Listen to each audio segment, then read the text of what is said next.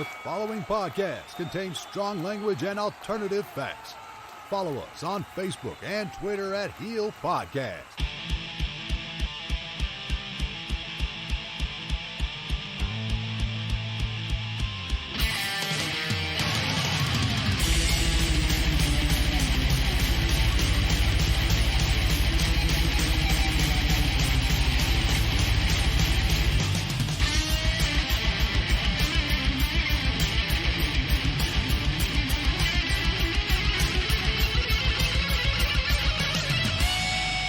Over the airwaves and under the influence, we are Turning Heel.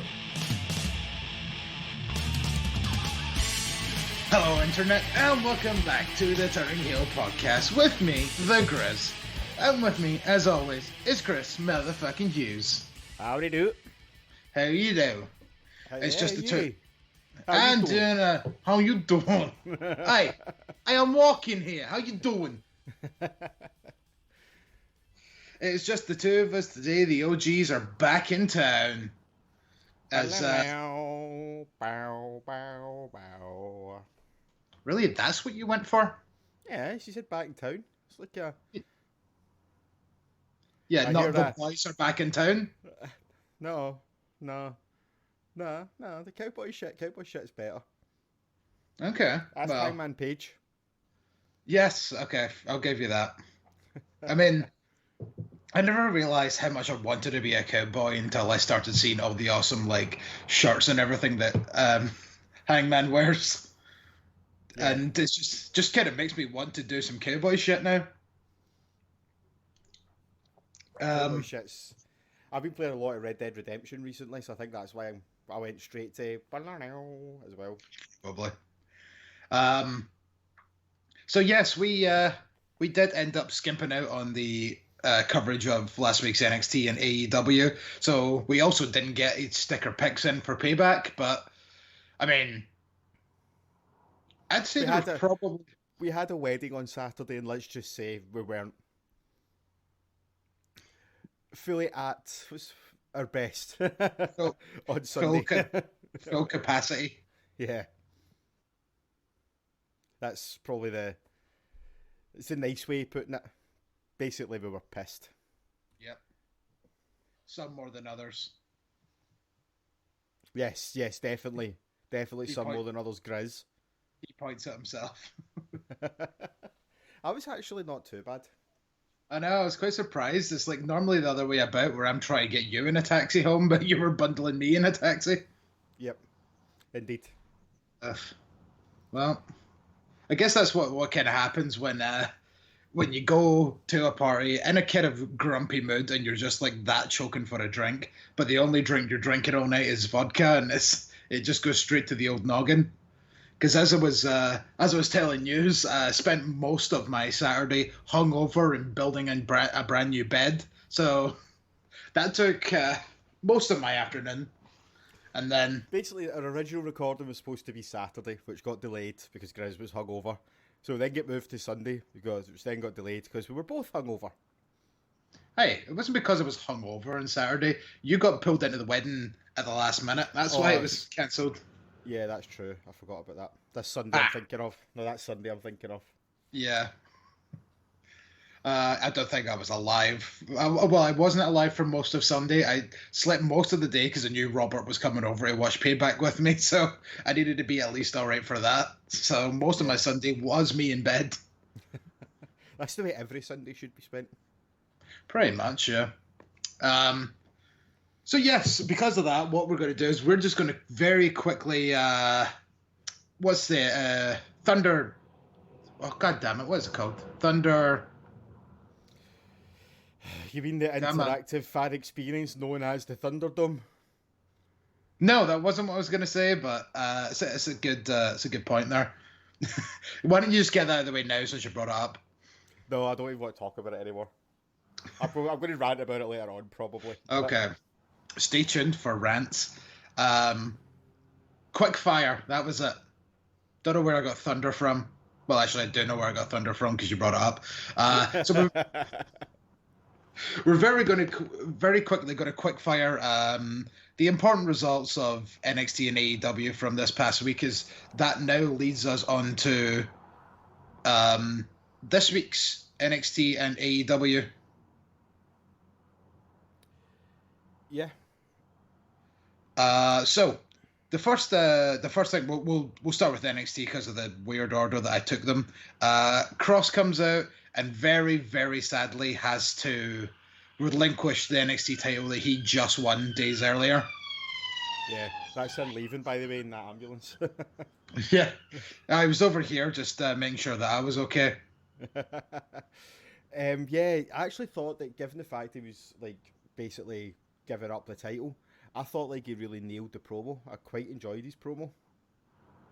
Yeah, like that was the way that it was like. Instead of just being like, "I need to relinquish my title," the first thing he said was, "I fucking told you so."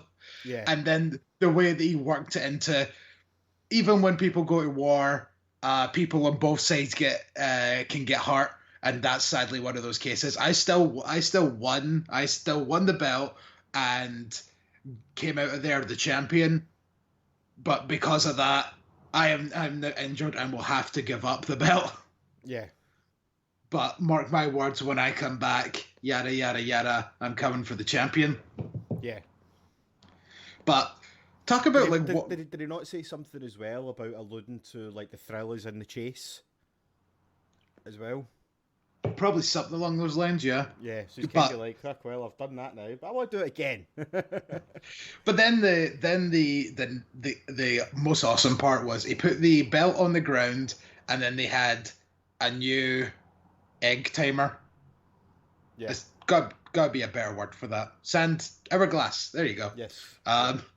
So they turned that upside down, and it was just to kind of indicate, like, you know, time is always going to be running out for who holds this belt while he's away. Yeah. But no, like as far as people vacating titles and all that go, this was one of the much, much better promos, and it's a damn shame that he has to relinquish the belt. Obviously, being injured in the match and still winning it, but it's going to lead to something very, very interesting. This, well, actually, it's going to be later on today. Yep, tonight. Yeah. I am so tempted to kind of just stay up and watch it. I know. I'm actually going to get up early tomorrow and just put it on before I start work. Yeah. So I don't run the risk of A, accidentally getting spoiled, and B, I can actually concentrate on it instead of having it on in the background. Do you know what I mean? Yeah, totally. It's one of those things where it's when something really major happens in WWE and in wrestling in general. Like, it's mainly WWE because, you know, most of the time when it comes to AEW pay-per-views, I get to see them because they're on Saturdays. But when it comes to like WWE and their pay-per-views, I always go into my colleague in work that always kind of follows WWE, and I'm always like, oh, it's Schrodinger's Braun Strowman right now, and he's like, what the fuck are you talking about? And it's like, because right now in this plane of time, since I don't know that Braun Strowman is both the Universal Champion and not the Universal Champion. Yeah. Like Schrodinger's cat. In case you didn't get that. No, but that's okay. You know, well, you put the cat in the box, and then because you don't know about the cat, it's both believed to be alive and dead. Okay. Oh no, I have seen that before. That does make sense. So we move on to the tag title match where Imperium defended the tag titles against Breezango.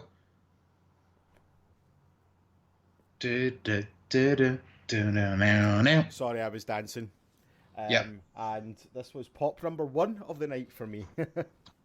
Well, technically pop number 2, because as we were saying, like that pop for his promo, despite the fact he was giving up the belt, Cross's promo did definitely pop me. I wouldn't say it popped me. I enjoyed it, but I wasn't like, yay! Do you know what I mean? No, just when he yay! With Breezango won. just when he turned around and went, "I told you so," I was just like, nice. But yeah, okay, I'll give you that then.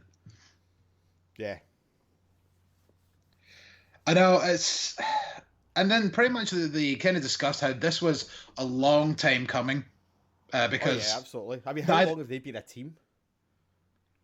Fucking years. they were a team back when we originally done this. Yeah. And the only pay-per-view, remember the only pay-per-view match they got was at that Backlash where Tyler Breeze came out dressed as a janitor and then changed into an old woman halfway through. Oh, yeah. That was strange. So yeah, because like pretty much they mentioned that both these wrestlers have not held championship gold. I think Barrett, because Wade Barrett was on commentary for this show, and I think is now officially the NXT commentator. Yeah, it sounds like it. Based on mentioned some other news that came out today. Yes, that we'll maybe get to before Payback. That the both Brazango members have not held championship gold since FCW, and you know that's a deep cut because who the fuck talks about FCW? Yeah, I was going to say that. Is that the first title either of them have won? But I couldn't remember if Fandango maybe had a very brief US title run, but I don't think he did. No, he was meant to win the Intercontinental title at that one point, but he got injured and was replaced by Curtis Axel, and then Axel won that belt. Okay. That was the only time where he was kind of involved in like a singles title chase. Fair enough. I mean, so goes the rumors, but I mean, it very much seemed as if Fandango was meant to be a big thing when he came into WWE, then got instantly injured. Fair play. Then we move on to Tommaso Ciampa's return. This was an action-packed first hour of NXT. So we had Ciampa come in, have a very quick match with Jake Atlas, and then turns heel and beats the ever-living fuck out of him. Mm-hmm. Takes him down outside, and then does the sort of thing where he grabs you around your ankles and then drops backwards, so your momentum brings you up and smashes your face off of the side of the ring. Yeah. So yeah, that was a very significant heel turn. I'm glad to see Ciampa turning heel because I don't like him as a babyface, but I think he's a much, much, much better heel. Yeah, and at this point, I feel like he's done everything that he can do as a face, and at this point, why not just turn him heel?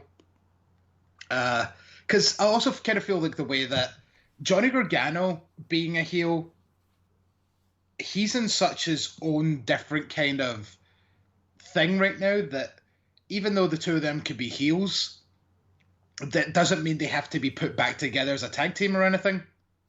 Mm-hmm. Because Johnny Gargano is now in this kind of heel gimmick of, no, it's about me and my life and nobody else. I'm done with other people. Yeah.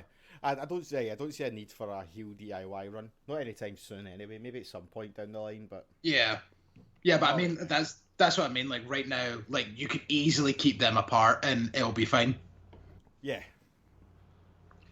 So Ciampa is back. It's about goddamn time because apparently he's been well to come back for a while and just hasn't. Maybe just wanted some time off, a break. Yeah, maybe. NXT seemed to be doing pretty well without him, to be honest. And now that Keith Lee's gone, they needed Ciampa back quickly. Yeah. So what was a weird kind of turn of events? I think this was meant to be Mia Yim versus Mercedes Martinez, but Robert Stone came out, cut a promo, and then was literally cut off at the legs by Shotzi Blackheart, who ran over him with a tank again. That's starting to tickle me, to be fair. Yeah. Told you it's going to just take a bit of time. Yeah. For. It's I just mean, his reaction when it happens. It's like so over the top. It's great. because it was, I thought like somebody came out and jumped him before, and then it was just like, no, he's just crumbled. What is going on? Oh my god, it's Shotzi.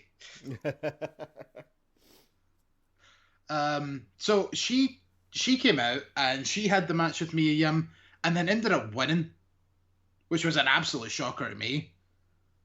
Could they be starting to build up Shotzi towards a championship match?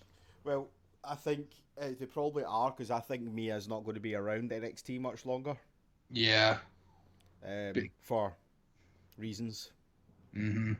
Because she I don't know if you noticed, but she is in a group that known as I've forgotten their name, Retribution. There was on Raw this week. We'll probably get to it once we get along that far, but she was very clearly one of them on Raw this week. Definitely. Yeah, like, cause I don't know how it happened, but our like our hoodie seemed to get burst, and it was clearly Mia Yim's gear, like underneath it. Do you know what I mean? But then also, like, she was like the kind of vocal woman of the group. Obviously they're all shouting and bawling and all that, but Mia Yim has a very distinct voice as well, and so to go along with the kind of makeup that she wears and all that, as well, like, you could just tell that was her. Like, there's no shadow of a doubt that was her. Yeah, absolutely. But we'll get more into the group known as Retribution later on. Yes, let's. Like, it even pains me to say it, man. I mean, at least we. Well, I suppose, yeah. Like, on SmackDown, there's a few wee odd things. I mean, the artist known as Shinsuke Nakamura, wrestled for the Intercontinental title in an Open Challenge. So that's 2 pay-per-views in a row. The Intercontinental title was defended on the show before the pay-per-view. But anyway, that's SmackDown, and we're not talking about SmackDown. So Swerve got cheated out of the Cruiserweight title match when Escobar went under the ring and put on a lucha mask and then headbutted him.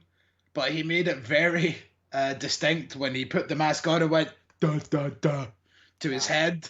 There was something there. Yeah, you could see there was a weight or something like that in there. You could see it bulging out. But like the commentary team just kind of just shoved it off. Do you know what I mean? Yeah, they were just So he's harking back. He's harking back to his old days as a luchador. Wow, those headbutts can be lethal. Yeah, fucking horrendous, man. Like, it's not even that, man. It was so fucking clear that there was an object in the forehead. Like, you could pure see it sticking out. It genuinely wouldn't have been hard for them to go, oh, there's obviously something in there. Yeah, or like even just implied it. Like, wait, something doesn't seem right about this. Was there something in that mask? Was that a loaded mask? And then it could have just been a thing that they could have played off of. Yeah, but then they look at the replay and go, oh, there is, look. Yeah, look at the way that he put on the mask and was like touching it and everything. He was getting that thing loaded up. Yeah, absolutely. I'm just glad to finally fucking seen a Escobar title defense. I know. And then, like, the way they built that up, because, like, Swerve was the only person that had pinned Escobar during the initial tournament. So that had been going on for a little while. Yeah. So I skipped out a couple of little bits. It was Drake Maverick and Kyle O'Reilly had a match, and then Dane came out and attacked him. I don't really know what that's about, but that's clearly a start of a story that we can speculate later on the week in our next episode. But the 4-way that was announced next week to determine the new NXT champion is going to be a bit of a banger. Now, the way that Regal started talking about this originally, I genuinely thought that he was going to bring back, like, you know, former NXT wrestlers. Like, so I was genuinely thought he was maybe going to say, like, Seth Rollins, Big E, Bo Dallas. Bo Dallas even still with WWE? Sure he is. As far as I know, yeah. I Is he mean, injured or what? He must be. He's been absolutely nowhere and forever. I know. I mean, they fired Curtis Axel, but Bo Dallas is still around, as far as I know. Yeah. You probably don't want to piss off fucking Bray Wyatt, so I keep his brother under contract. All right to sack his dad, though. Maybe he wasn't paying his taxes. I see what you did there. Right, so the four-way next week is going to be Ciampa, Gargano, Balor, and Adam Cole, baby. Baby. And while that sounds like a decent match on paper, I was like, really? All right. I mean, it's going to be a good match. That's four great in-ring competitors and yada yada, but there just seems to be something a bit meh about that. And then Regal announces it's going to be a four-way, 1 hour Iron Man match. And I was like, hold the fucking phone. We've got fucking something here now. Oh, yeah. Oh, yeah. I can honestly see it finishing a 4-way tie. Oh, my God. And then it goes into sudden death ladder match rules. Yeah, why the fuck not? Yeah, just hang the belt. It'll take 5 minutes. Just cut to commercial. Yeah, absolutely. I don't see why they can't do that. I'm all for them doing that, actually. Yeah. Or they could just have a King of the Mountain match from TNA. Yeah. Where you have to pin to be eligible, and then never mind. We can get into that some other time. King of the Mountain. The confusing TNA rules in our new podcast. Turning Heel presents Confusing TNA Rules. Or if you want to listen to my Swift Paint episode of the Turnbuckle Arms, where I actually go into great detail about the King of the Mountain match, you can find that on Spotify. That's the Turnbuckle Arms. I'm going to try and shoehorn all my podcasts in this episode. I'll try and throw you a bone for doing that. I know. I'm really going to be stretching to try and find a reference to a robot, but I'll see what I can do. And then Io Shirai and Rhea Ripley won the tag team main event against Dakota Kai and Gonzalez. So let's move over to the quickfire round of AEW, where it started off, and it was about the first half an hour to 45 minutes of AEW was this tag gauntlet that they had. So the only two interesting parts of this match were during the match when the Young Bucks were in action. I think they were against Best Friends at the time. Paige came out and held one of the Bucks' legs while they were going for their finishing maneuver, which caused the other Buck to get rolled up. So, but then as soon as he'd done it, he was like, why did I do that? And then just kind of, he didn't show that he was remorseful, but he didn't show like he was, like bitter either. It was kind of a weird in between of, I'm very conflicted about what I'm doing. Yeah. It was, yeah. I think they're pulling the trigger on this too soon. I know they've been kind of dragging it out for a while, like this is going to happen. But I think we should have the revival. Fuck, I've just done it. Oh, no. We should have FTR and the Young Bucks actually booked in a match and have this happen during that match. Do you know what I mean? Yeah. Oh, you're right there, Snackies. Don't get me wrong. I'll see how it goes. I'm not overly fussed about it, but yeah, I think they've maybe just pulled the trigger a little bit too soon in this for me. I can't help but kind of feel like that weird thing that I said a couple of weeks ago might be happening, where Kenny Omega is going to be a heel teaming with the face Young Bucks against, kind of face Adam Page teaming with the heel FTR. Because it's still very much going in that fashion. Yeah. Oh, yeah, definitely. I mean, like, obviously, we'll kind of see what happens more towards All Out because I think it was Robert that was kind of saying that he thinks that FTR are maybe just using Hangman to drive a wedge between the two of them, and obviously we'll find out on Saturday as they now advance to All Out for the tag titles. So I guess we'll see what happens in that match, and we can take it from there. Yeah, that's what we'll do.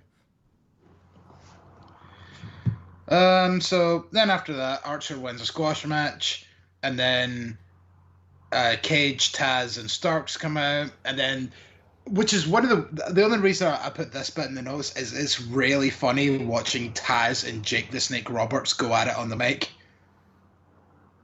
which was very strange because Jake Roberts just wouldn't stop calling them the Flintstones for some reason. Yeah, I didn't get that. I was like, what the fuck are you talking about? I know, he's just like, look, it's Fred and Barney and Wilma, and then Taz was even like, right, shut up, I'm trying to talk. I love Jake. Like, for one of the best promos in the fucking history of wrestling. It just didn't work out for him, did it? No. You won 21, I got 22. That's you bust there, Jake. So then Darby Allin comes in and attacks Starks, and this is all leading to all these participants are in the over the top rope casino battle royal. And then there's more that get added later as the Lucha Bros and Butcher and the Blade and Kingston are all also announced for that match, as they have an 8-man squash match later. MJF and Moxley have their contract signing for their match at All Out, where, as we mentioned before, the paradigm shift will be not allowed to be used in the match. I was about to say deleted. Sure, that works. It will be deleted from the match. And then one of the good lines MJF pulled out was, "Oh yeah, you sit over there. We should practice social distancing, like your hairline." And then yeah, I started pissing myself at that. But then Mox's rebuttal was just as good. He was like, "Oh yeah, you'll get there eventually. You know, after you hit puberty." So yeah, they waffle on, cut decent promos, and Mox signs, hands it to MJF. MJF signs, and they made this whole thing about like how, oh yeah, like, Mox, you should make sure to read contracts before you sign them because blah blah blah, this and that. And then Mox is like, well, I did. Did you read page 13? And they're like, page 13? There was only 12 pages in this contract. So they rifled to the 13th page, and Mox is like, oh yeah, I did a little, like, where if I sign this contract, I get a tune-up match next week against you, and points at his lawyer, and he goes, and in that match, the paradigm shift will be legal. Good night, lawyer. Yeah. Then was that 8-man tag match I mentioned. Then Brody Lee comes out and with a casket and pretty much essentially buries Cody Rhodes. Like, they put the American Nightmare towel on top of it and all that, or not towel, flag, sorry. Mm-hmm. And then that all ends up in a schmoz, essentially, which leads to a match being added to the pay-per-view, which we'll get to.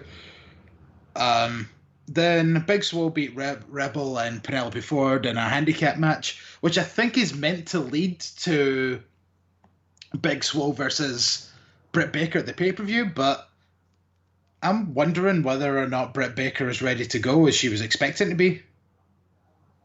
They'll probably leave that till like the last match to announce, because we're only on about 7 matches just now. There'll probably be 8. Yeah. And then the main event of the show was Sammy Guevara defeating Matt Hardy in a very, very short tables match. But again, that's not the end of their feud, as they now have a match signed for All Out, which again we'll get to in our predictions.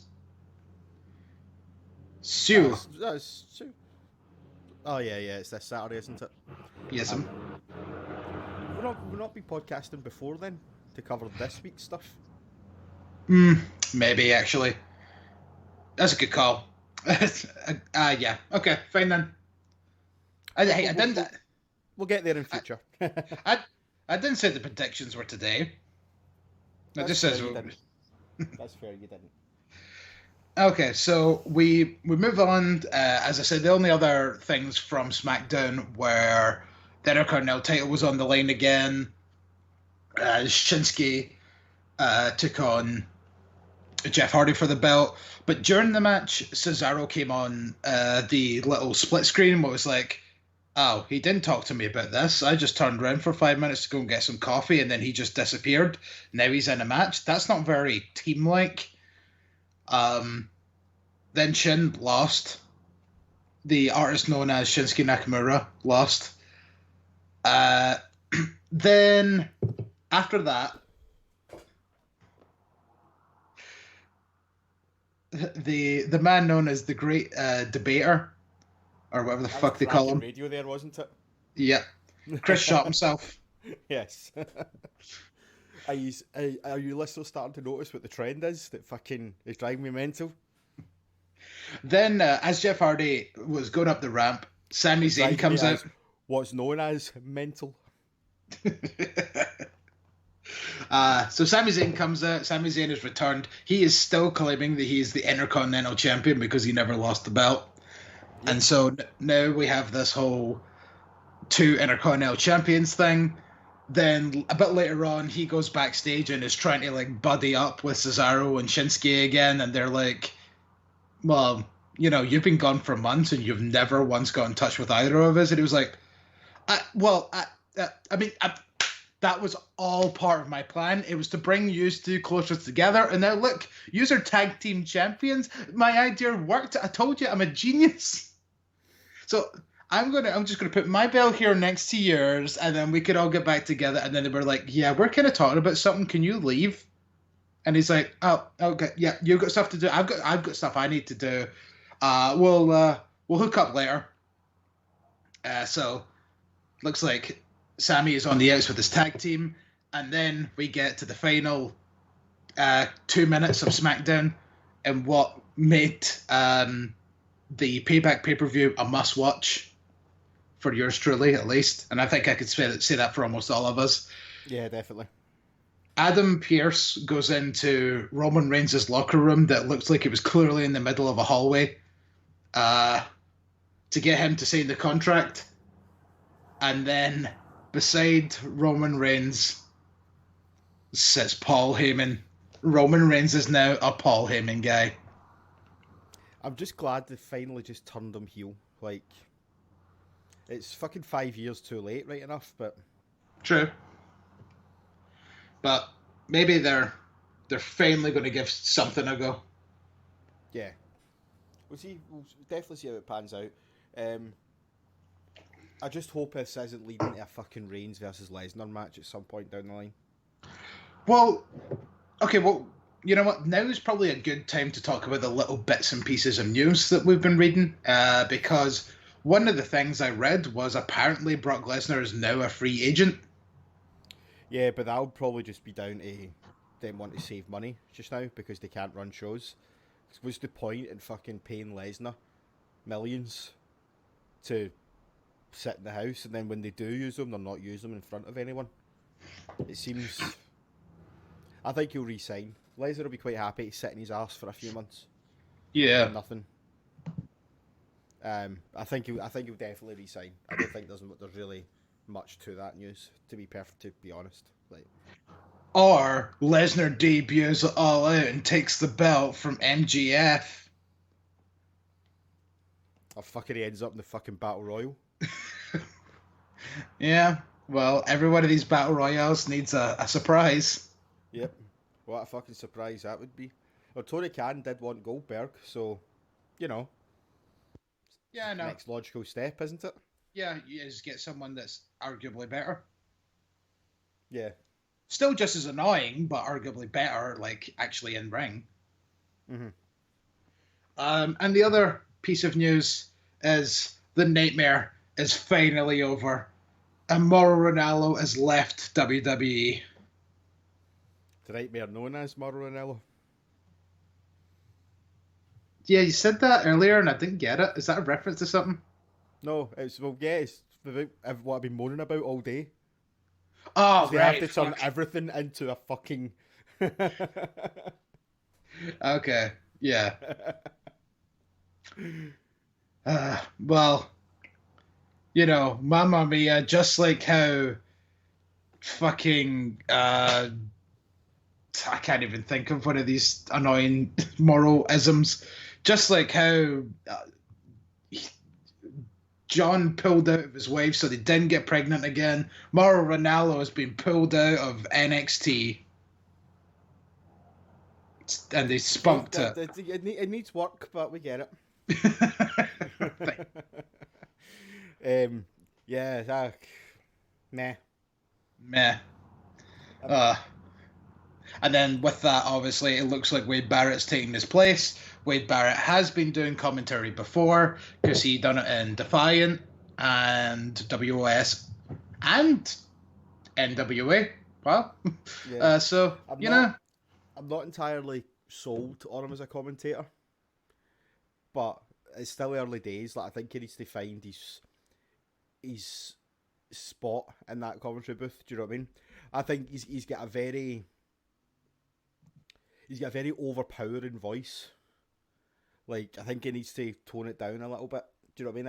If he's not going to be the lead commentator, if he's going to be like the colour guy, like, that's fine. But he's just a bit too. Do you know what I mean? Yeah, totally. I mean, like, he's kind of like this with, like, every time that he started doing commentary, he's always been a bit all over the place to begin with, and then started to settle down. And then every time he starts to settle down, I didn't think he's all over the place. That's not what I mean. I just mean as if he comes across as being the memorable one, as in the main commentator, just because his voice is so distinctive and so overpowering. Do you know what I mean? So, like, hopefully he kind of reins it in a little bit and just kind of sits in nicely with the rest of them. Do you know what I mean? Right, yeah. Well, that's not what I was really meaning when I said all over the place. It's just that's a term that I use. But it does also help the fact that now you have a former male wrestler back on NXT commentary, because there was a lot of that was kind of missing from it with Morrow, Todd Phillips, and then it turned into Vic Joseph for a while. And then Beth being the only in-ring competitor, but there was only so much that she could add to it because, obviously the women's division is significantly smaller than the men's. And then even with Wade, he is Wade Barrett again. With Wade Barrett having the history with a lot of these guys, that actually adds like so much credibility to it, like his commentary already. Yeah, no, definitely. Like I say, I'm looking forward to seeing where it goes. Yeah. I'm just not entirely settled on him yet. Do you know what I mean? It'll come with time. Oh, no, I don't doubt that for a second, but just think he needs to find his spot, find his place. Do you know what I mean? Yeah, a little bit. All right, well, on that note, I know, because we don't really talk about news very much anymore. I mean, probably because we have too much stuff to talk about. Fucking made up shite. That's why. Yeah. And half of it's not even really that interesting. So, what we'll do is we will get on to the Payback show. The pay-per-view known as Payback. The pay-per-view known as Payback in the state-of-the-art stadium known as the Thunderdome. And the team known as the Riot Squad were the first ones out. That's Liv Morgan and Ruby Riot. And yeah, because of what happens on Raw, this is very bittersweet to talk about this match now. Yeah. So we'll just talk about both of these just now. We'll do the thing that we done last week where we spoke about Raw during the pay-per-view. It'll be the easiest way. So the kickoff match was the Riot Squad versus the Iconics.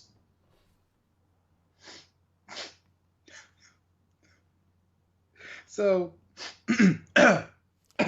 again, that's fantastic radio, but people really need to understand every time the word Iconics is said, me and Griz have to pause.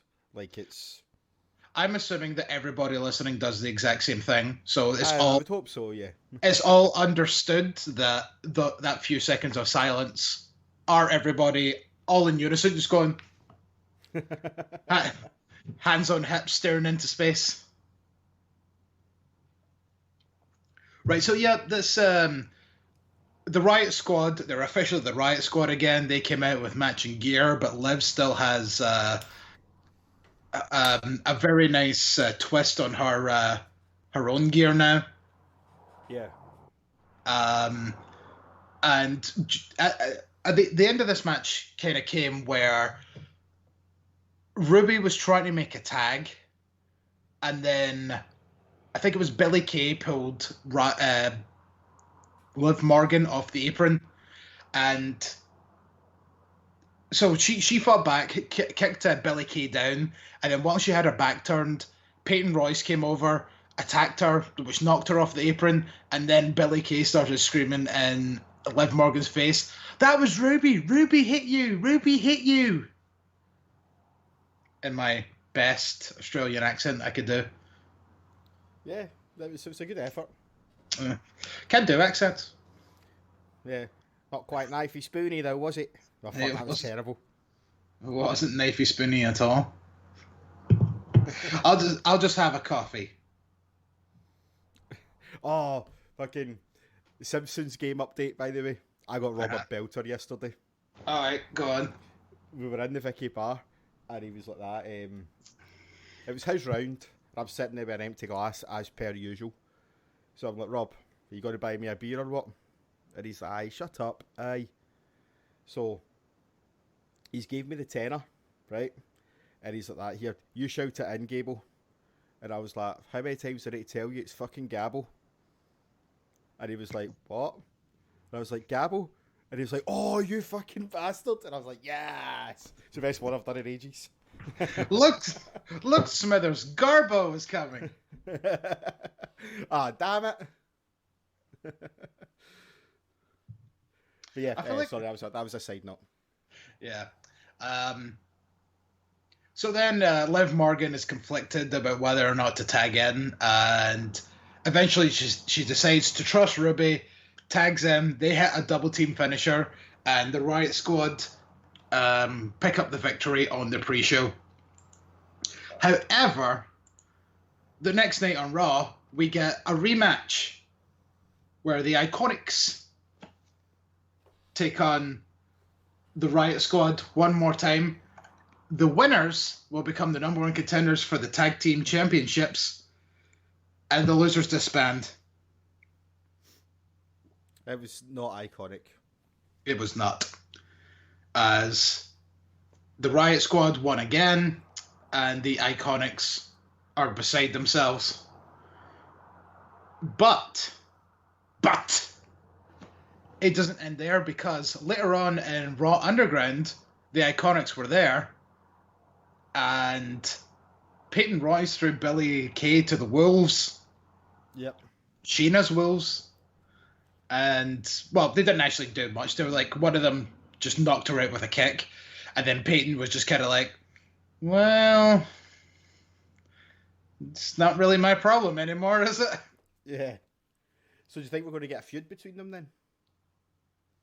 I mean, we're probably going to get at least a match or two, but isn't there rumours that there's meant to be a draft coming soon? Yes, there is. I don't think it's rumours. I think it's confirmed. Well, when is it? That's what I want to know. October, next month. Okay. After Night of Champions, it will be. Oh yeah, that's a thing that fucking happened on this pay-per-view. They aired an advert saying Night of Champions was going to be on the 20th. Then literally in the next segment, they cut to the commentators and go, Night of Champions coming the 27th of September. And it's like, What? Wait, what? So I which didn't is it? notice that.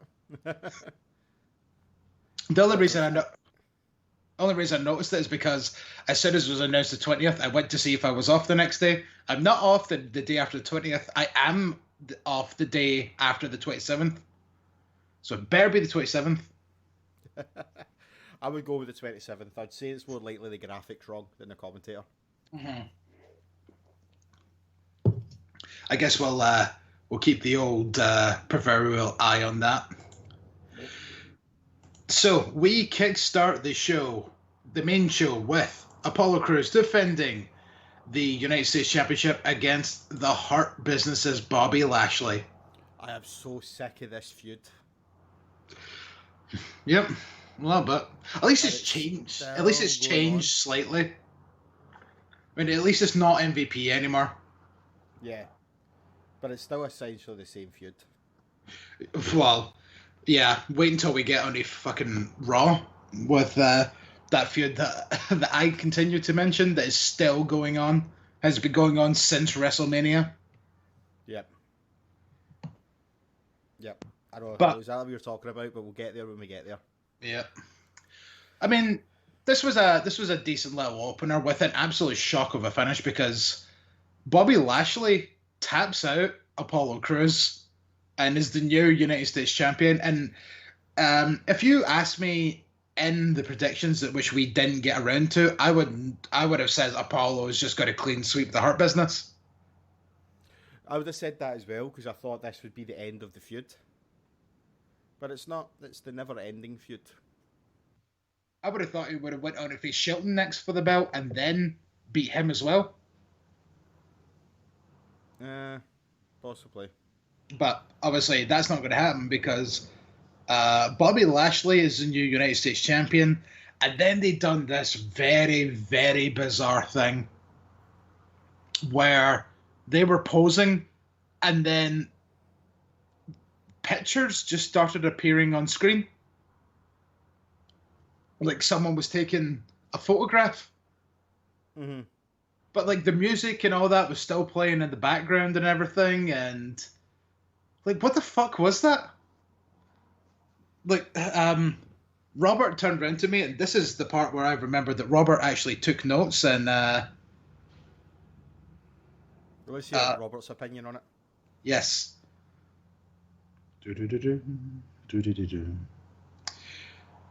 Yeah, so yeah, it was very strange. Like, because the thing is, Robert did say to me, like, "Is this their gimmick?" And I'm like, "I have no fucking clue what this is, dude. Like, I've never seen this before." And then they didn't do it on Raw at any point, so it just leads me to believe that this was something that they just done without any explanation, and then have decided that was fucking stupid.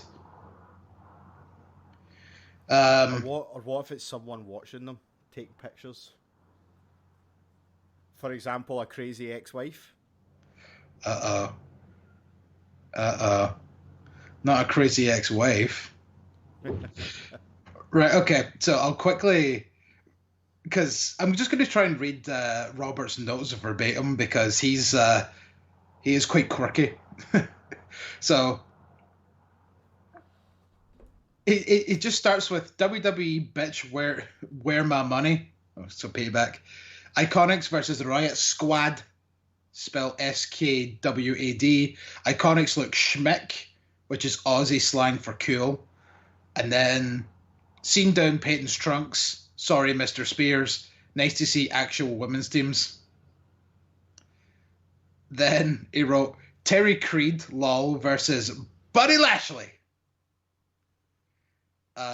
Still getting used to that belt. Frog Splash #1. Belt with a chalk slam, that height. Lashley had to win. If not, he would be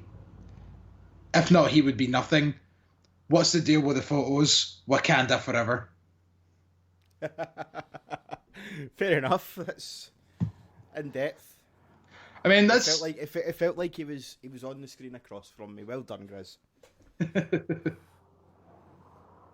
I mean, both Apollo and Lashley did do the Wakanda forever pose during the match. Like Apollo done it at the start, and then the Hurt Business done it at the end during those weird photo things. Yeah. So, and then, I mean, that was a pretty decent little opener between the two of them. Like, I'm not the biggest Lashley fan in the world, but it was fine. Then we get into a massive stretch of fucking crappy matches. Because the next match on the card is Shamo versus Bootylicious. That's Robert again. So it was Sheamus versus Big E. Hey, Baba. And this match fucking sucked. Yeah. It was just, there was no story to it whatsoever. It was just basically wrestling move, wrestling move, wrestling, wrestling move. Wrestling move, wrestling move, another wrestling move, done. So I think what we'll do is, just for this match, because this will probably be the funnest part of the match, is let's just read Robert's interpretation of it. Okay. So Shamo doing his Rocky Balboa cosplay with the backstage interview. Big E advertising his cameo on his ring gear. Spent a lot of the time trying to read what was on his ring gear. Fantastic leapfrog by Big E with ease. Big Shamo dropping the F-bombs. I think there was a part in the match where he got kicked or something, and then he just went, fuck! Oh, I heard that actually, yeah. Then, just in capitals, stop doing that fucking spear. You will have no shoulder by the time you're 40. Big E wins. Yeah. Yeah, but, like, it's no surprise that Big E is essentially the Ortiz of the New Day for me right now. Really? Yeah, he fucking does my head in. I found the end of the match really weird, where he was just screaming at Corey Graves for no apparent reason. Oh, like constantly, yeah. Yeah. I know, that was a bit weird. I wonder if it could be the start of a potential heel turn. Starting to get cocky. Yeah, maybe a little. Like, because that's what I was kind of thinking. It was like the way that he started off, and then he kind of went away. Then he went back, and it was like, whoa, all right, chill out. I know you don't really like Corey Graves that much, but you're starting to get a bit, all up in his grill here. Yeah.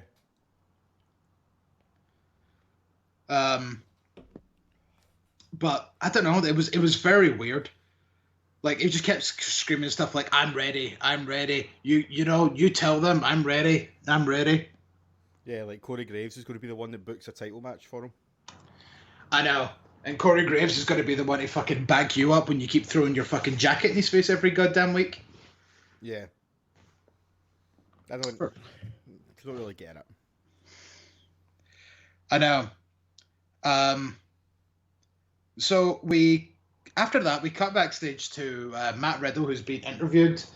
And then this was weird that they brought this up into the storyline. He gets interviewed like, oh yeah, recently, blah, blah, blah. Baron Corbin's been doing this and that to you. And then he's like, bro, it's okay, bro. Because you know what, bro? I'm going to be in there tonight, bro. And then I'm gonna end this tonight, bro. And then she goes, the interviewer goes, oh yeah, but what about what he said about how you're a failure in the ring, just like how you're a failure at home? And he had this big sort of like high cheeser on his face, and it just kind of died and turned into, a serious look, and he just kind of stormed off. Which is probably the most character that I feel like Matt Riddle has actually had throughout this, throughout his entire WWE run. Yeah, unless he's trying to copy Vince Russo, which he's really good at, bro. Yeah, it's strange they brought that up. And then, of course, before we get into the match, we get giant CGI flip-flops. Fuck, did we? We did. Oh, I didn't watch the entrances. Giant revolving Matt Riddle flip-flops. Oh, see the guy that invented CGI? He must be watching WWE shows and going, "No, this wasn't my vision." I think by that point, like, there's been some fucking stupid shit that WWE has done, but uh-oh. Sorry, breaking news.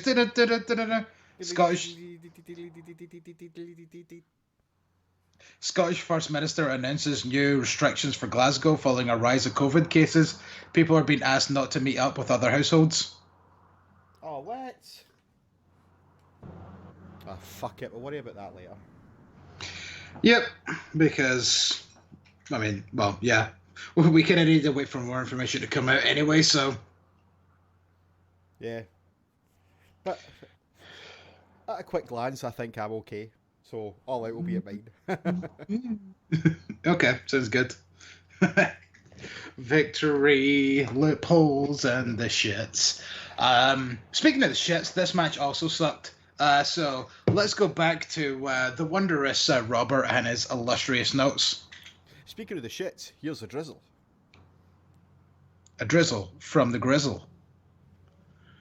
So, riddle me this versus Griz.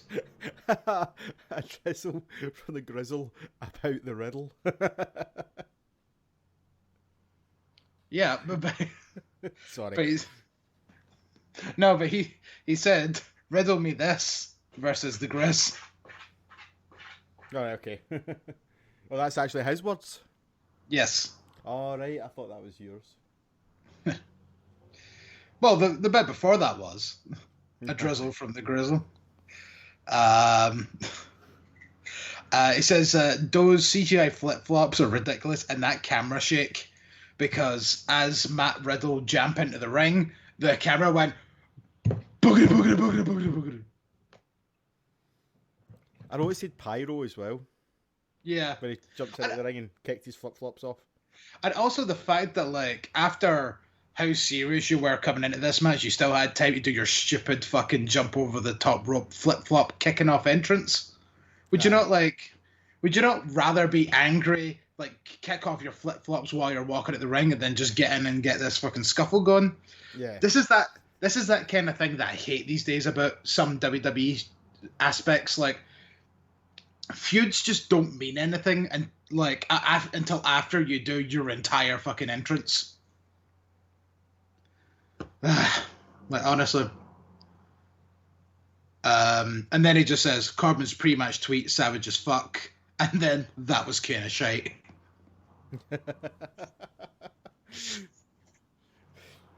Well, no one can accuse him of not telling it how it is. Yeah. He just does that in a hell of a lot less words than I do. Aye. Because I love to complain a lot more than he does. Complaining is one of your hobbies. It is kind of. And then we started talking about the legitimacy of the story of, like, why he doesn't actually wear shoes, because I think, like, Robert was saying, oh, no, I'm pretty sure that is the actual story. And it's like, if that's the story, then that's fucking stupid. What's the story? The one about he told on SmackDown a couple of weeks ago about how, like, he got frostbite or something, and now it still hurts him to this day to wear shoes. And it's like, what a load of shite. I thought he just didn't wear shoes because he does a UFC gimmick. I don't know. If that's legitimate, I think that's a load of pish. Well, it can be legitimate if it's a load of pish. Well, it's still a load of pish. Because you get what I'm saying, shut up. Put some fucking shoes on. So coming up next is Shayna Baszler and Nia Jax challenging for the women's... Oh, I don't think we even mentioned who won. Surprise, surprise, it was Matt Riddle. Who cares? Anyway. Coming up next was Sasha Banks and Bayley defending the tag team titles against Shayna Baszler and Nia Jax. And the build-up to this match was literally just... Look at Sasha and Bayley. There was nothing to do with Shayna or Nia during that build-up. It was just these two. Well, apparently there was WWE's Instagram account had sent out a photo, like a match graphic for this match on Sunday, and it had Asuka in it and not Nia Jax. Yeah, that's what I kind of assumed was also the case, like, because that's where I thought they were going with it. Do you know what I mean? Yeah, but again, this was also that whole thing of me thinking that Asuka was literally going to take all 3 belts off of them,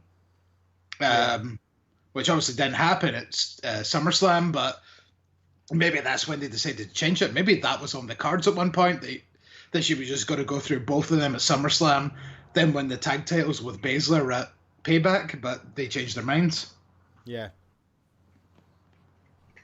There you go, that's what they decided to go.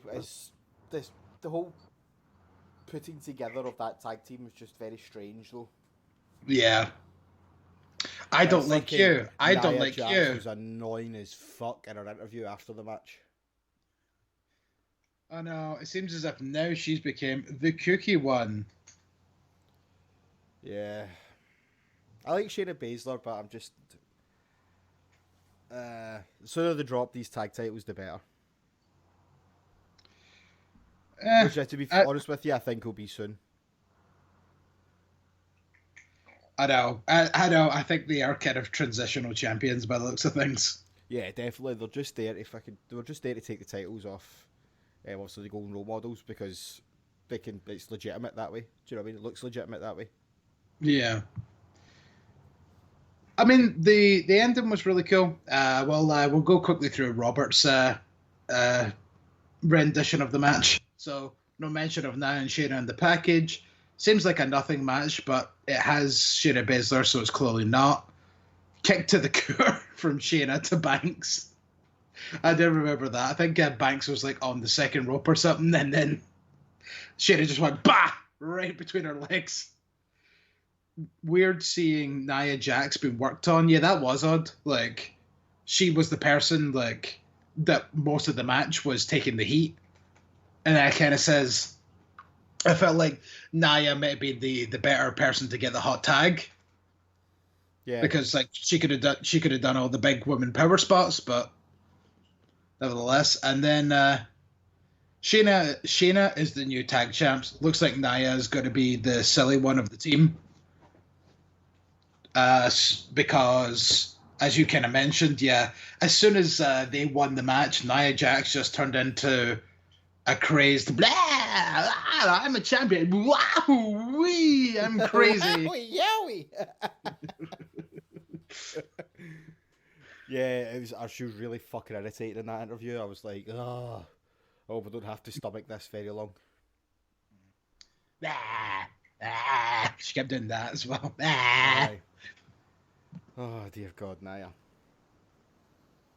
Like 3 weeks ago, you were beating up fucking staff members. What was his name? What was his name? I can't remember his fucking name. It's so disrespectful. Hold on, will it come back to me? Oh. No. Nope. It was Pat Buck. Pat Buck, so it was. The lesser known. Platinum Pat Buck. The lesser known Buck. Yes. They do have a third brother. Yeah. Yeah, fair enough. So, what's your thoughts on the title change? Do you in agreement? Do you think they're going to be more a transitional sort of? Possibly. I think this could be a good way for. Well, we should actually talk about the ending, because the ending itself was pretty badass. So Shayna Baszler ended up kind of putting the sort of kind of foot a clutch, or whatever the fuck you want to call it, the kind of chokehold on Bayley, and then Banks kind of came in, and then she ended up tying up Banks and using Banks's arm to choke out Bayley for Bayley to tap out. Yeah, it was a pretty good finish. Yeah, no, I thought that was quite inventive and kind of badass. And I actually thought what was going to happen was I thought Sasha was going to tap. And then Bailey Maybe. would be like, "Why did you tap out?" Then Sasha would be like, "You were going to." Like just have Bailey just conveniently completely forget that she was about to tap. But because Sasha tapped first, then Bailey would blame Sasha. Do you know what I mean? Or maybe like Sasha taps like once first, and then the two of them tap out in unison, and then like Bailey's like, "You tapped first," and it's like, "We tapped at the same time." No, you tapped first. Like be like that, like there's Banks. It goes, and yes, I am just repeatedly slapping my face to indicate that. Yeah. Ow, my face. Pow, right in the kisser. But yeah, now that obviously we went into Raw and the Riot Squad are the number one contenders, like I think like hopefully they kind of build this match up to Clash of Champions, and then have it there instead of just having it, like on Raw next week. So like maybe have Shayna against Liv, and then Nia against Ruby, and then flip it over or blah blah blah. Build it up for the next couple of weeks so that this is actually a match where you're interested in going into the actual title match to see, instead of just spunking it on TV. Yeah. Also, I think during this match was Frog Splash number 2, because Robert loved keeping track of the frog splashes in this match and this pay-per-view. But yeah, so to sum it all up, maybe they might be a transitional tag team by the sounds of things, if Asuka was meant to be in this and they kind of took her out. So it just kind of seems a bit weird to like just give them the belts. But I don't know. I guess we'll see how it goes. At least we've got another. Time will tell. Yeah, we've got another month till the next pay-per-view. So let's hope that the match happens at the pay-per-view. Yeah. You know what? I'm going to let you take this next one because you were evidently so much more happy about it than I was. We have Glory Hole versus Missouri, that being Keith Lee versus Randy Orton. I wouldn't say I was more happy than you were. Like, it was, for me, it was just, I just enjoy Keith Lee as a wrestler. I know that you and Robert aren't really a fan, but I also fucking don't want Orton to win the title. So my feeling behind it was he lost on pay-per-view last week. He's lost on pay-per-view this week. Surely he can't be in the title picture anymore. Unfortunately, I am wrong. We'll get into the reasons why I'm wrong. But it was just the fact that Keith Lee beat Randy Orton that made me happy. Fair dues. I mean, again, I was thinking about this while I was watching Raw. And it's like, it's not Keith Lee's in-ring ability that's the part that I hate. It's just everything else. It's the dumb faces that he makes during matches where he like looks like he smelled a fart and enjoys it, and then the way that he speaks, like Jesus last week when he came out on Raw to introduce himself, and he's like, "Greetings and salutations. My name is Keith Lee. I am the Unlimited One, and I sound like I'm in a fucking pantomime. Keith Lee." I loved greetings and salutations. I thought that was great. And you will bask in my glory, because that is not a generic saying. I don't think it's that generic. I think the first time I heard it, I was like, wow, that is one of the most generic things. That was probably like almost equivalent of one and only in terms of genericness, in terms of like wrestler nicknames or whatever, or sayings. And I feel like it kind of works with Ricochet because like he can do things that a lot of other people except Will Ospreay can't seem to do. So it kind of works that way, but I don't know. I just feel like Basket McGlory is very bargain basement, and I was surprised that they allowed him to keep that when he came to WWE. I mean, for me, what sold me on Keith Lee was, like, as you say, just how fucking Keith Lee is an unbelievable wrestler for a guy his size. The shit he can do is mental. and he's such a good wrestler that I think I could quite comfortably overlook all that stuff.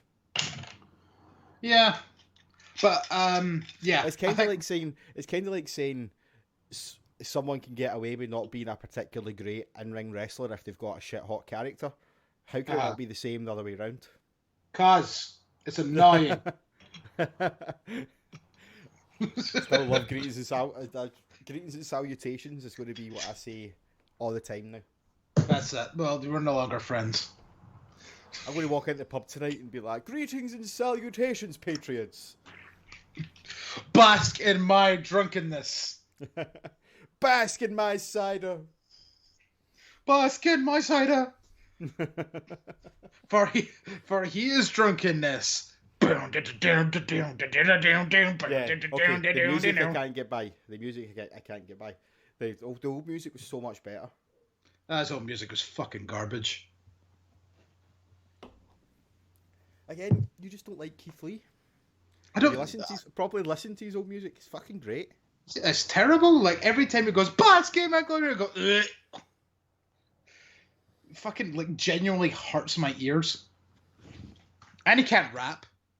It hurts those things on your head, commonly known as ears. Commonly known as, indeed. I think about now in this pay-per-view was the kind of time that we realised that once again Retribution have not shown up. Yep. So that's 2 pay-per-views in a row where they have decided to just take the fucking Sunday off and just let WWE have their pay-per-views. Yeah. Yeah. Seems that Sip way. of vodka for the working Griz. Because they were on Raw, as we kind of mentioned, with the whole Mia Yim might be one of them thing. I think Mia Yim definitely is one of them. Like, that was so clearly her. Maybe Keith Lee's letting them in. Ooh. Could be. Someone's letting them in. The theory is it's The Miz. Have you heard this theory? Go on. The theory is the leader of Retribution is going to end up being The Miz. Okay. Because on that episode of SmackDown a few weeks ago, where the entire locker room emptied to fight them, The Miz wasn't there. John Morrison was, but The Miz wasn't. Yes, I did notice that at the time. And then Miz conveniently ran out afterwards. Yeah. So, interesting to see where it goes. I hope it's not The Miz, to be perfectly honest.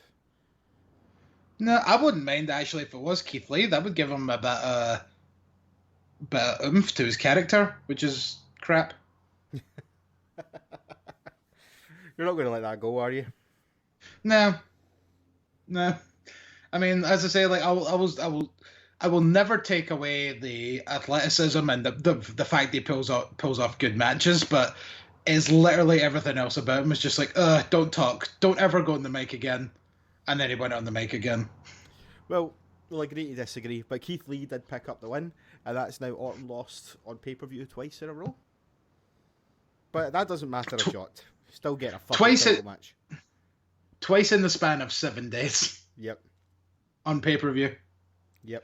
Yeah, and then, as you say, he gets a title shot because on Raw they had 3 qualifying matches to determine the number 1 contender. And then they kept saying if Drew McIntyre can make it to the pay-per-view.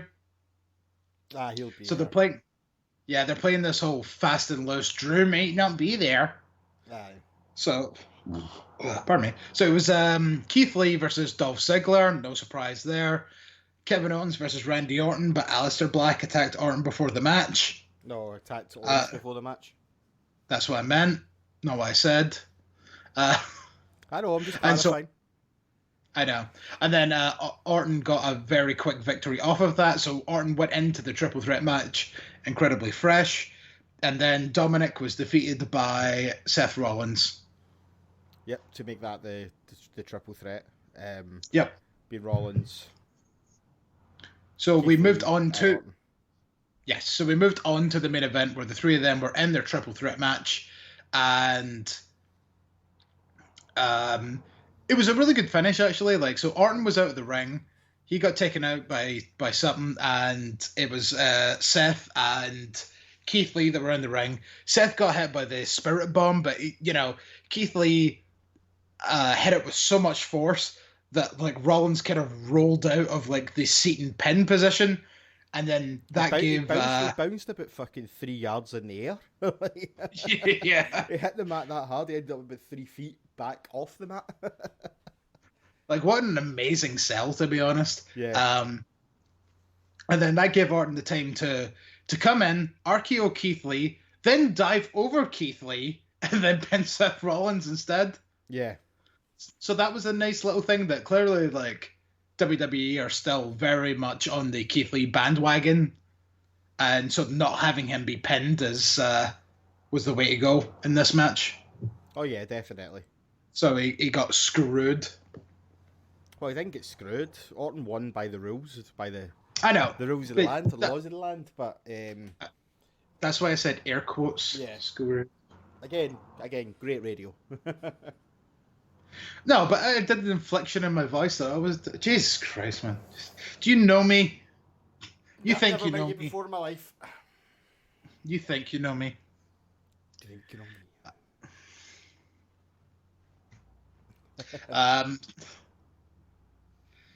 I'm trying to think. Like, I think that's pretty much all the stuff relating to Raw that's related to this pay-per-view. So we'll quickly just talk about how fucking awesome did Titus O'Neil look on Raw Underground? Yeah, he did until he got knocked spark.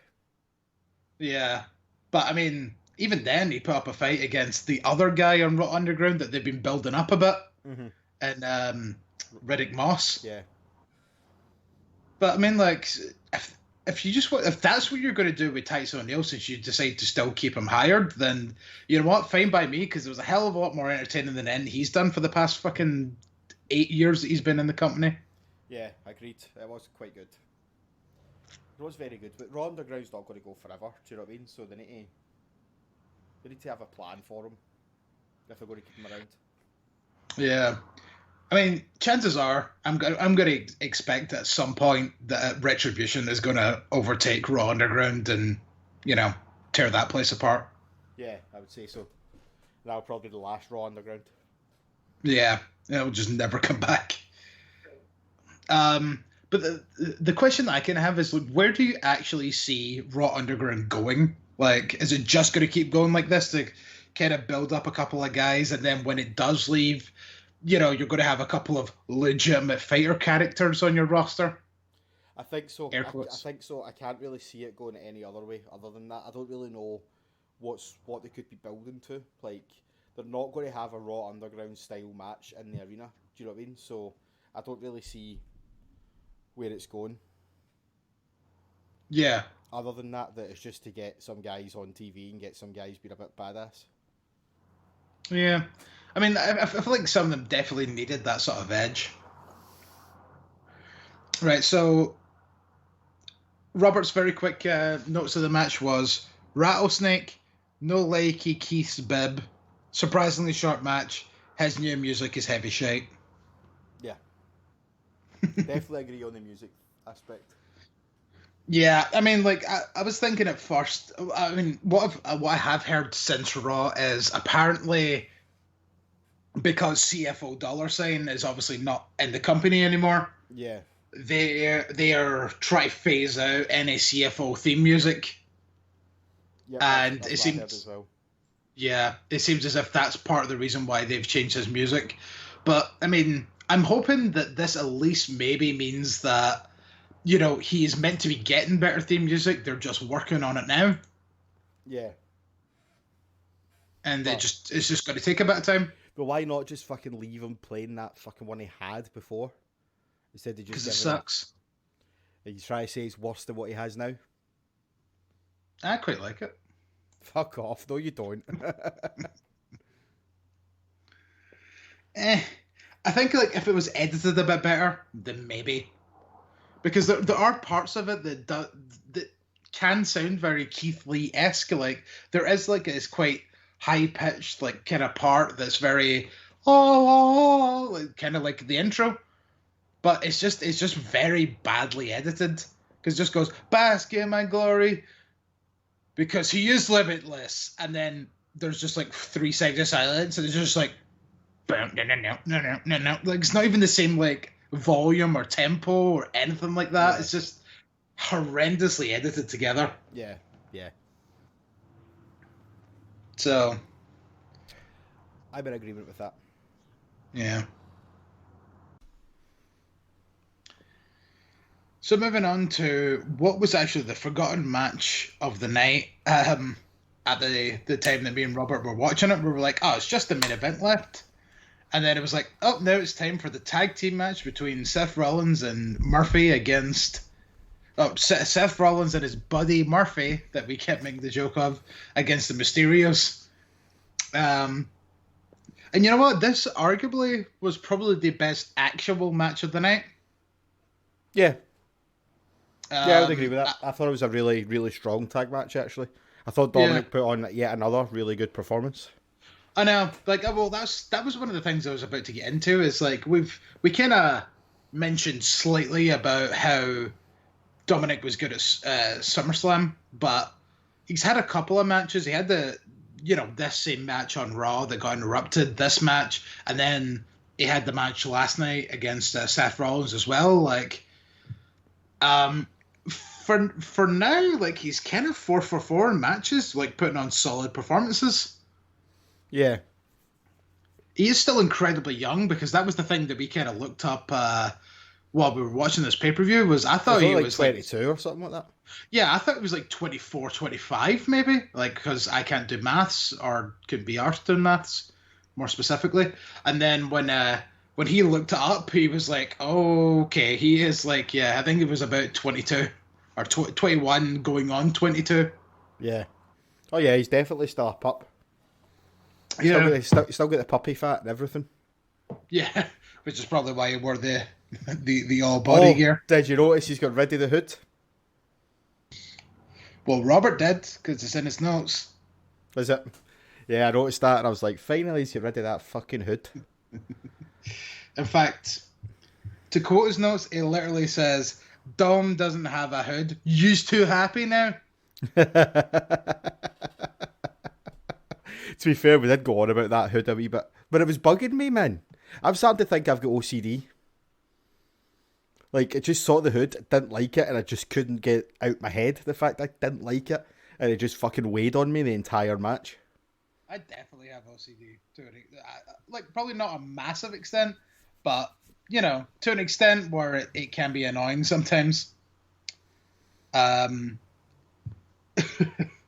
Just kind of things like I'm just looking over at like my games collection right now. It's like, right, all of my Wii U titles together, all of my PlayStation 2 titles are together, all my Xbox titles are together, all my Xbox 360 ones are together.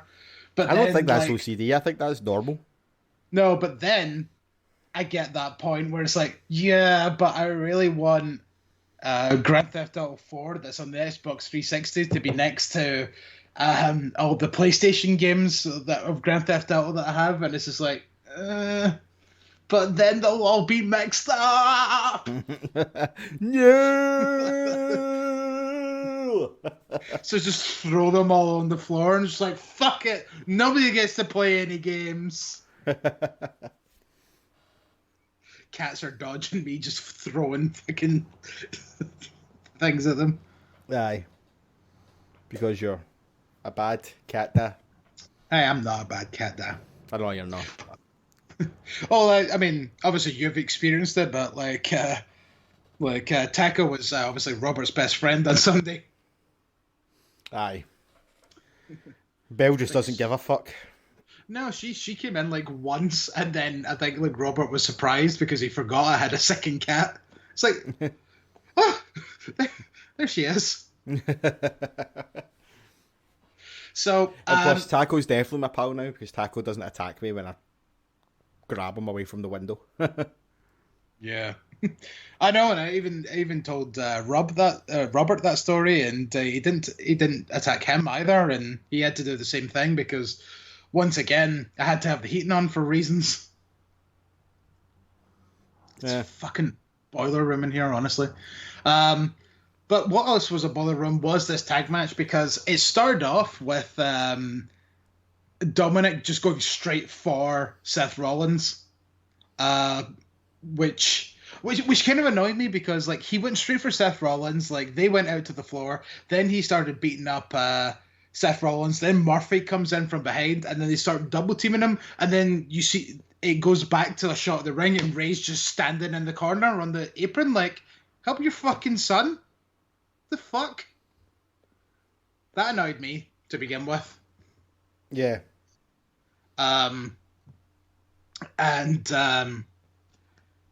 But as we kind of mentioned, Dominic put on another hell of a performance. I'm genuinely interested to see where they kind of go with him, though. Like, I would not be opposed, maybe not right now, maybe in a couple of months after some heel team beat the Street Profits for the tag titles, having Dominic and Ray become tag champions before Ray hangs up the old bootskis. Yeah, I was actually thinking about this. I can't remember if we spoke about it in the podcast before, but they must be the first father-son tag team since Dusty and Dustin. I can't think of any other. Well, in WWE anyway. Yeah. Brian Lawler and Jerry Lawler, I think, teamed once or twice, but not anything. And then also they were doing that gimmick of he's not my son, but in technicality, obviously he was. Yeah, but there's not many, definitely not. The only reason that I was reminded of that one is because I literally seen a topic on a forum that brought that up, and some people were like, "Oh, well, Kurt Hennig and Larry the Axe Hennig were a tag team in AWA," so that was a nice little nugget of history that I didn't know about. But yeah, there's not many, to be honest with you, which is quite surprising, really, when you think about it. Yeah. I'm genuinely trying to think. Well, Bob Orton and Randy Orton probably had a handful of matches. In fact, I think they had a handicap match against The Undertaker at one point. But again, this is what I get what you're trying to say, though. Like, this is literally like they are almost like an actual tag team and not just teaming together for story's sake.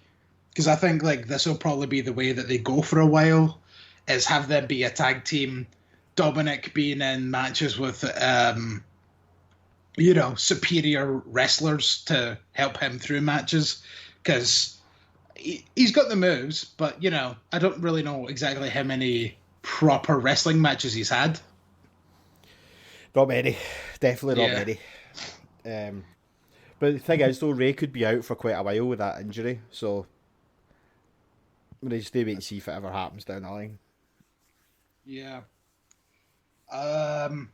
So we'll move on to the end of the match here, where Buddy Murphy goes for a kick, and it gets ducked. He collides with Seth Rollins.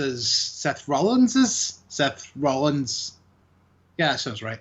Seth Rollins' face, and that takes him out, and then Dominic manages to get the frog splash and the victory, and he pins Murphy. And just the scowl on the face of Seth Rollins after this match, while Murphy is just kind of looking up at him, is kind of priceless. Yeah. Oh, we didn't mention, obviously on Raw, Rollins sent Murphy to the backstage area. Yeah. And he slapped him in the back of the head whilst he was walking past as well. Oh yeah, like a naughty dog. Yeah. That's actually a good wee shout. I mean, because that's going to be one of these things where it could go either way. It could be like that kind of thing that motivates Murphy to just be that little bit better, or it could be the turning point. But I'd have to say that his rivalry with the Mysterios has got to be finished now, surely. Yeah. He's beat Dominic twice. Rey Mysterio's out with an injury. And, Dominic at least has one victory over them. Not as, not Seth Rollins specifically, but, Yeah. like has a victory over the faction, or lack of faction. Yeah, so it was off the double team move that they were wanting to do for the buckle bomb and the kick to the back of the head, similar to what the Young Bucks do. But Yeah. yeah, I think it was Ray that flipped out into a Hurricanrana, so that's what sent Seth Rollins face first into the old bootski of Murph. Yep. Ray then obviously tagged in Dominic. Dominic hit the frog splash, a tribute to his real daddy, and then and got the 1, 2, 3. No, his real pappy. Yeah, good point actually. Yeah, I should have worded that better. His real pappy. I'm your pappy. Here, Wayne. I'm your dad. Yeah, that would be the ICW equivalent. Aye, no, definitely. Undeniably, that would be the ICW equivalent. Speaking of ICW, did you see the Kinky Party? Actually had a match on the network. Oh, really? Yeah, it's like I haven't seen it yet, but I seen Jester posting about it, and he's like, "Nope, you read that correct. The Kinky Party are on the WWE network." Wow, that's bonkers. I know. That kind of puts to bed all the stuff about them saying that it would only be guys that are signed to NXT UK that'd be shown. Yeah, I suppose. And because they also had Grado on the first one. If you're built up the fact they had Grado on it. Well, yeah. Also with that though, sorry, I just seen on my my webcam like I was flashing like I was in a fucking still flashing? disco. Yeah, it's because Firefly Funhouse is playing on in the background. Ah, okay. Yeah, well, yeah, Robert was kind of talking about the fact that Grado was already in the ring, but for obvious reasons, and then Grado was complaining about that on Twitter. Yeah. He wasn't really complaining about it. He's like, they cut the whole fucking entrance. Making a joke about it, obviously, but like, but yeah, it is kind of weird the fact that, like, as you say, it's not just the UK talent, which was always the thing that we kind of thought was going to be the case. When it came down to it, was they're just going to edit out a lot of this stuff, and it only being the guys under contract that they're going to show. But no, there you go, the Kinky Party, one of the potentially more risque gimmicks in some of the other shows that they do. Like, I mean, they may need to pick and choose some of their segments, but yeah, definitely. Yeah, there you go. Well done to Jack Jester, and well done to Lou King Sharp, who has not stopped talking about it since the second he's like, "There's your boy in the WWE Network. I'm never going to stop talking about it." And then I think he says after that, "I'm practically signed now." Well, I'm sure he probably had to sign something to give them permission to fucking show his match. So, you know, technically he has signed a contract with WWE. As good as, and I mean, like, fuck it, you know, when they're in the UK in the future and they need somebody for a squash match, like, Lou King Sharp is your fucking man. Oh yeah, they have to give him an entrance though if they're going to do that. They can't just have it already in the ring. Yeah, they need to build it up to be like, I have handpicked one of the toughest wrestlers in the entire United Kingdom. And then they'll probably give him some jobber name as well, to be honest. It's like, here is Lou Johnsonton. And then Lou King Sharp wanders out like, ah! Ah! Ah! I'd fucking book it, Vince. Yeah, I mean, I think I've wrecked my throat doing that, so absolutely. Okay, so the very quick Robert thoughts of this match was, yep, Dom doesn't have his hood now, used to happy, nice slide on the knees. There was a part during the match where Murphy was lying on his back outside and brought the knees up as Seth Rollins threw Ray onto his knees. That was pretty cool. And this was a right fun match. Frog Splash number 3. So, and with that being the last Frog Splash of the evening, that gives your Frog Splash count meter a 3. For Reasons only Robert knows. It's just something that he does in his own time, and I'm not going to judge him for it. Of course not. If he's more than welcome to do that in his own time. And as I was kind of saying, like, do you feel like you people watch a lot more now with the Thunderdome?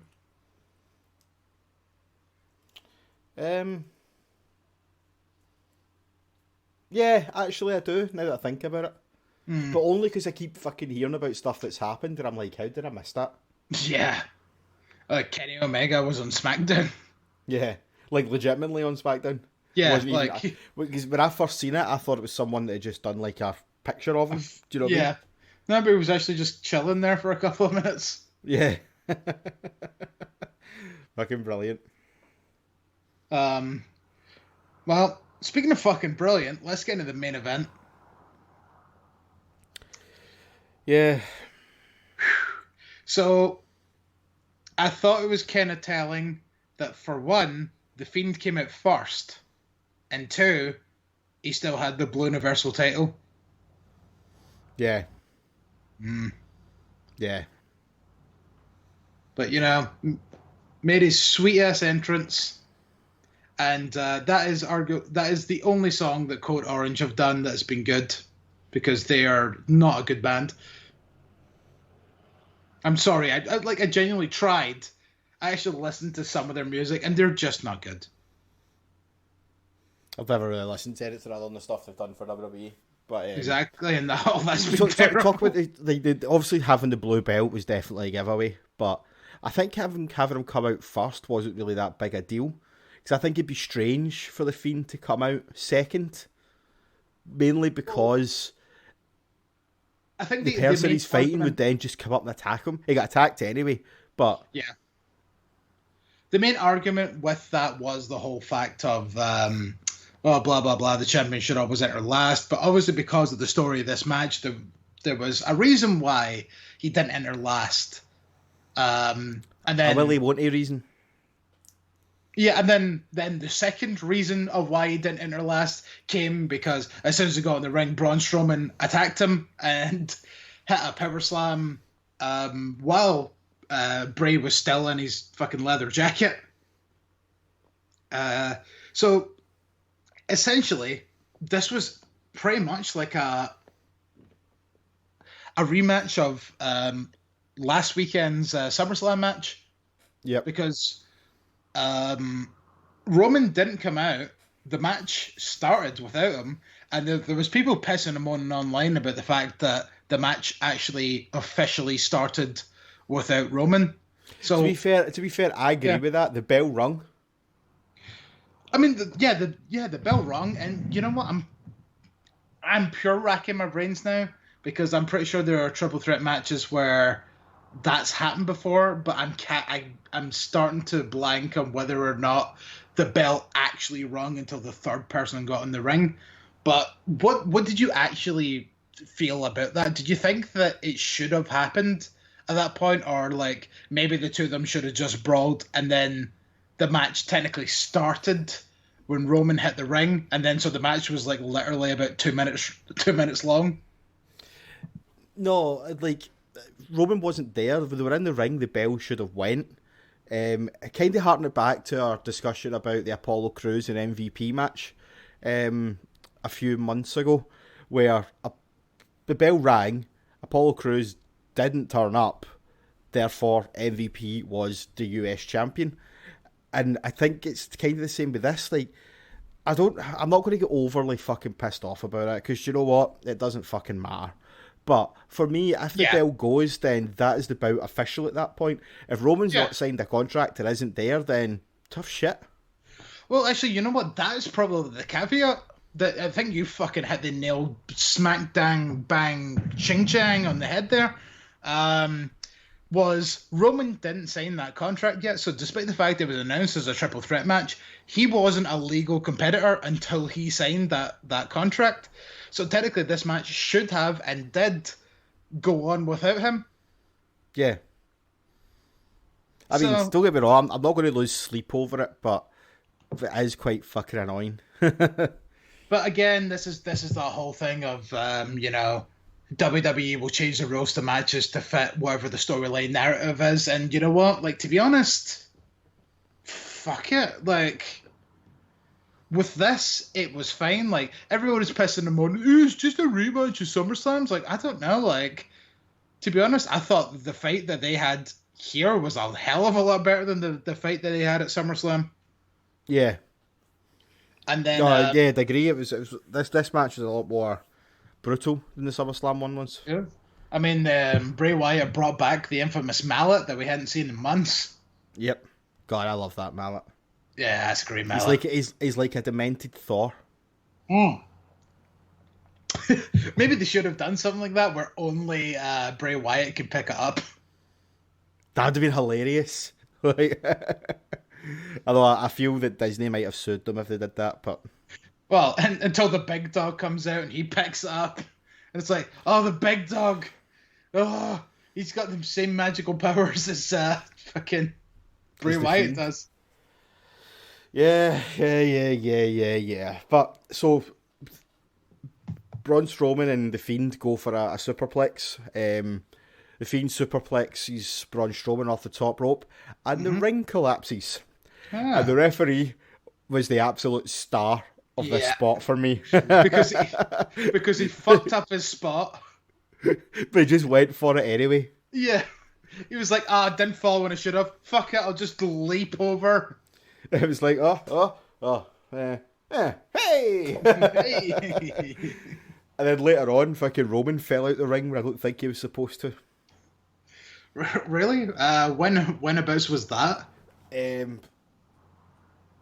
After he low-blowed Wyatt, I think. No, it wasn't.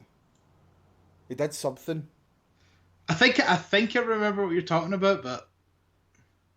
Oh, well, here comes the suplex spot anyway. This probably was one of the lesser good-looking ring breaks, though. No, I remember now when Bray went for the mandible claw.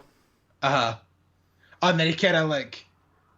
Yeah, he kind of stepped back, but he stepped back too far, probably expecting the ropes to be there, and they were so slag that he just went, eh! Yeah.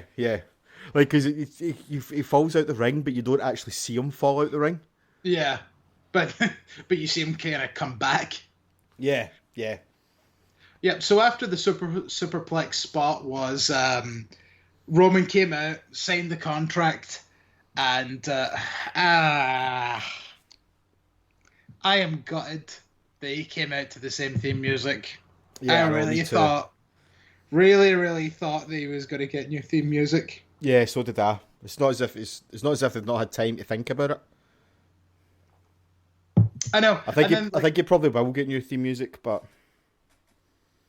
although to be fair, the boos that go along with that theme tune is quite an iconic sort of entrance. Do you know what I mean? Yeah, at this point, like, yeah, I mean, like, there's people that are kind of arguing that fact of, oh well, everybody hates that theme song anyway because they associate it with Roman. That you may as well keep it with him, but. Yeah. As long as he doesn't show back up again with the protective vest, like that is face Roman, and we need rid of that. Yeah, agreed, 100%. So he comes out with a chair, and then drops it at the side of the ring, then tries to go for a couple of pinfalls. Oh, there it goes. Yep, you're exactly correct. Yeah, he totally didn't mean to fall out the ring there, did he? No. Yeah, because the camera just kind of caught it, and I think the cameraman actually got hit by Roman tumbling out of the ring. Yeah. Yeah. So as you say, Wyatt goes for the mandible claw, and then Roman kicks him in the nards. They both collapse. Roman falls out the ring, gets back in, spears Braun Strowman, and Roman Reigns is the Universal Champion, and Bray Wyatt has a 1-week title reign.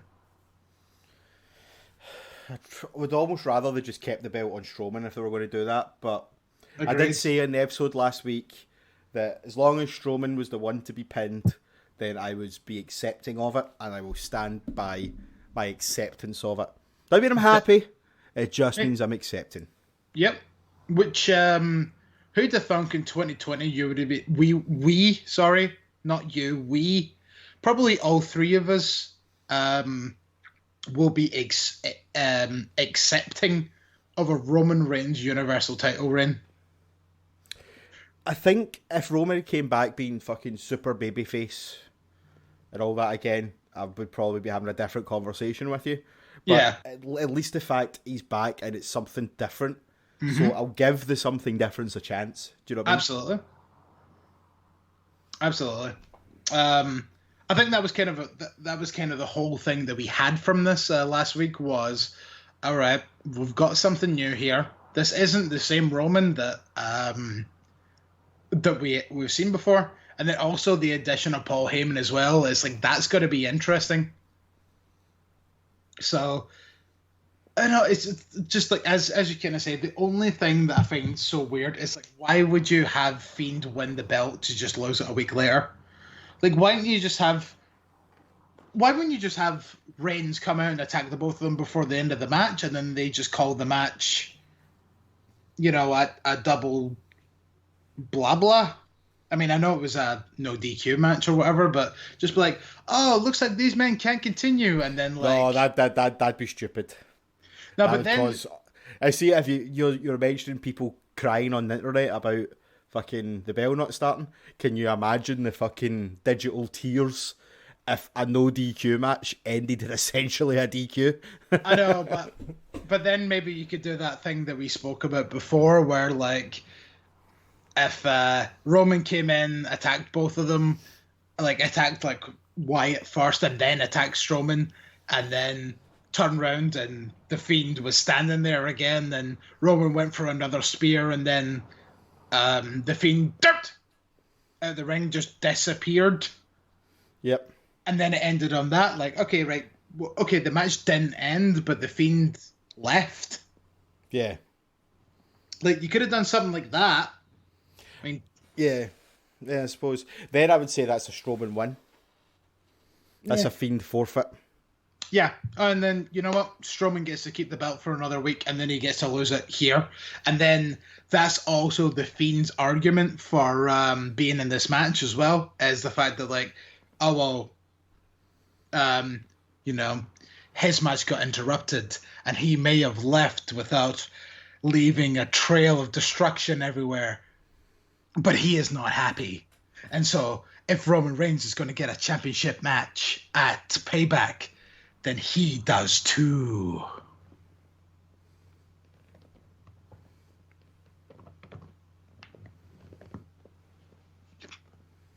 We're really glad that you're our friend. This is a friendship that will never ever end. I get where you're coming from, but your promo skills need a bit of work. Jesus, that was off the fucking cuff. See, if it was written for me, then I would have nailed that. Fair. Can't really disagree with that. Okay, so we have one thing left to do, and that is to hear Robert's opinion. Frosty the Strowman versus the Fiend. I couldn't think of anything funny. Like, oh no, I'm gonna Frosty the Strowman versus the Friend. There you go. Or the best Fiend. The best Fiends. Best friends. Yep.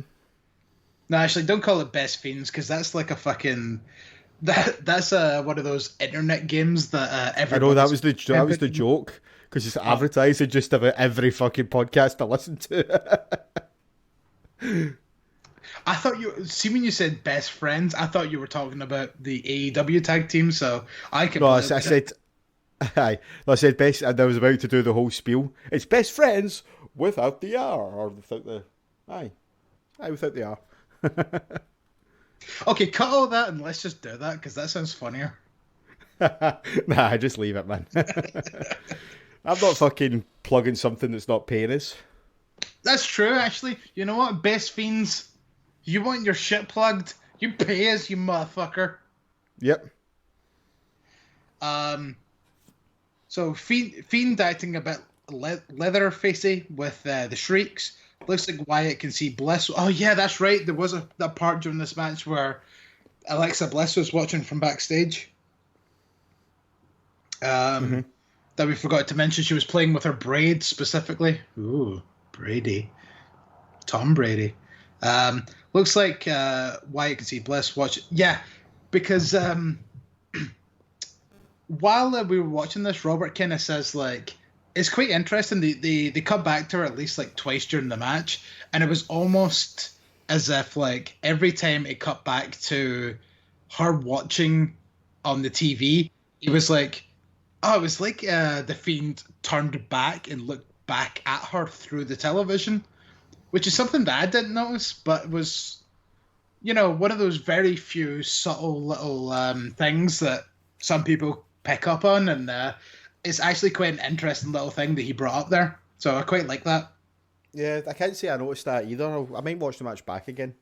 Yeah, I know, because I was kind of skipping through it as I was watching it while we were talking, so I didn't really notice it myself. But then he writes, the Shithawk finally appears.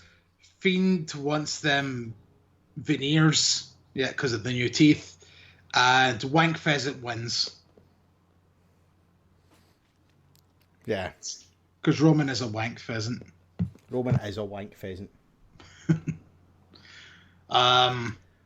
So, overall thoughts for Robert. One match show with a few bright spots. Match of the night, Mysterios versus Rollins and Murphy. Show rating 5 out of 10. I cannot say that I disagree with them in any way, shape, or form.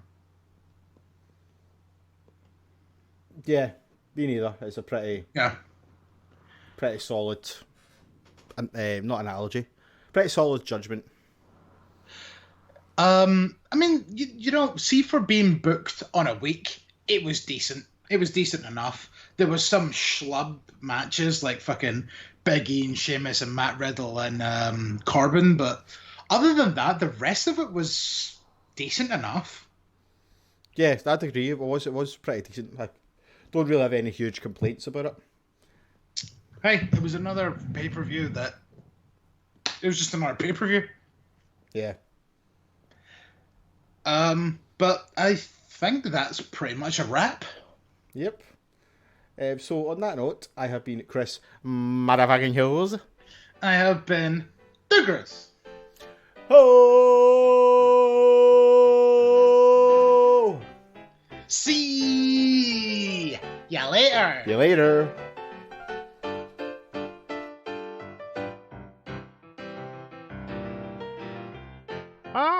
Remember, you can follow us on Twitter and Facebook at Heel Podcast.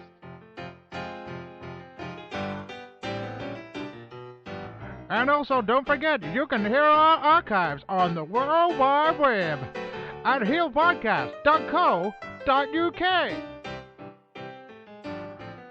Well, that's all, folks. So long. Have a good day.